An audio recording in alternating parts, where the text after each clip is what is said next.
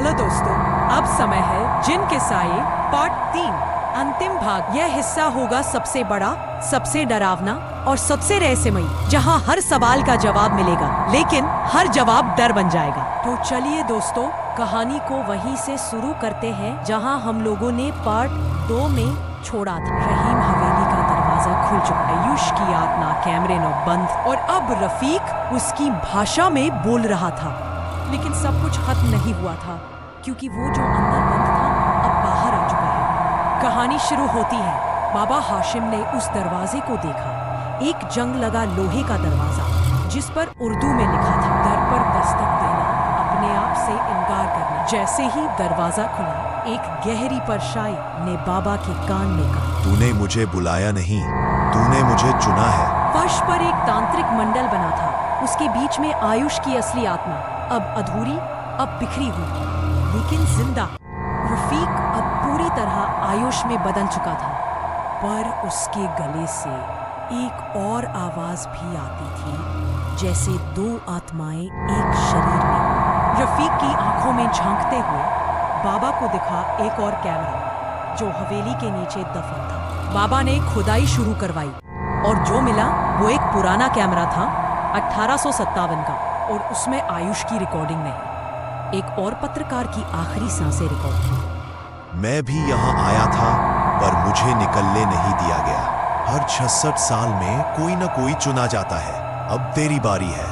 अब हवेली की दीवारों से खून रिसने लगा, दरवाजे अपने आप बंद हो गए और कैमरे के लेंस से एक चेहरा उभरा, आग जैसी आंखें, मुड़ी हुई उंगलियां और मुस्कुराता चेहरा। मैं वो हूँ जिसे इंसानों ने जिन कहा, पर मैं तो एक आईना हूँ जो तुम्हारा डर दिखाता है। हवेली अब एक जिंदा प्राणी बन चुकी थी। बाबा ने कहा, इस हवेली को रोकने के लिए आत्मा को मुक्त नहीं, उसे पूरी तरह मिटाना होगा, और वो तभी होगा जब वो आत्मा जिस शरीर में कैद है उसी के साथ खत्म हो। रफीक, जिसमें आयुष और जिन दोनों की आत्मा है, सब कुछ सुन रहा था। उसने खुद को उस कैमरे के सामने लाकर खड़ा कर दिया और कहा, अगर मुझे मिटाना पड़े तो यही सही, यही खत्म कर। कैमरा अपने आप फट गया, एक आग का गोला उठा, हवेली जमीन में समा गई। कुछ सालों बाद एक यूट्यूबर व्लॉगर उस गांव में आता है, खाली मैदान में कैमरा लेकर बैठता है और कहता है, दोस्तों, मैं आज आपको एक ऐसी जगह दिखाने आया हूँ जहाँ कभी एक हवेली हुआ करती थी।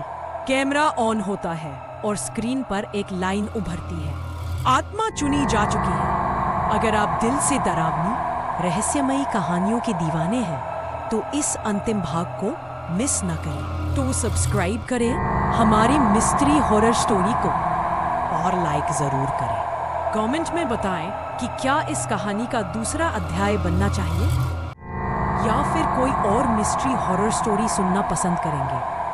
और अगर आप लोग को कोई खास टॉपिक स्टोरी सुनना है तो कमेंट में मुझे जरूर बताएं, मैं आप लोग के लिए उस टॉपिक पर स्टोरी बनाऊंगी जरूर। ओके दोस्तों, फिर मिलते हैं इसी ही मिस्ट्री हॉरर स्टोरी के साथ।